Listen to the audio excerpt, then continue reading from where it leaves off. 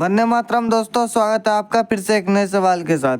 आज हम बात करेंगे एग्जाम्पल 4।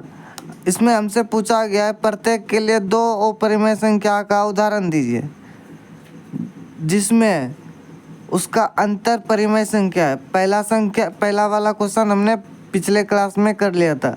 इस क्लास में बात करेंगे क्वेश्चन नंबर 2 के बारे में। उसका अंतर अपरिमेय संख्या होना चाहिए। सबसे पहले तो हम दो ऐसी संख्या मानेंगे जिसका अंतर अपरिमेय संख्या होना चाहिए। तो चलिए मैं मान लेता हूँ दो संख्या। पहला संख्या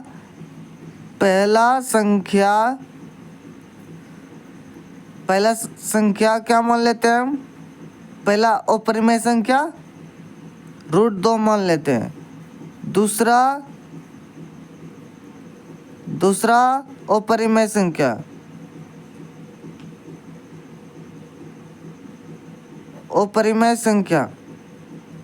दूसरा अपरिमेय संख्या क्या मान लेते हैं? 2√2।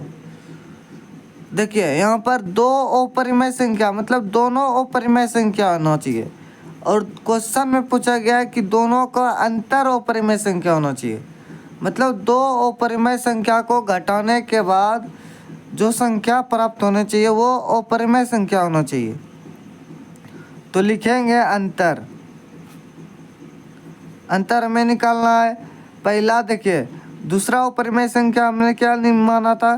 पहले देखिए इन दोनों में से बड़ी संख्या कौन है?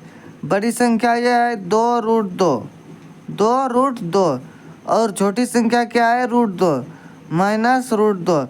अब इन दोनों में से हमको घटाएंगे तो 2√2 में से एक √2 जाएगा तो कितना बचेगा?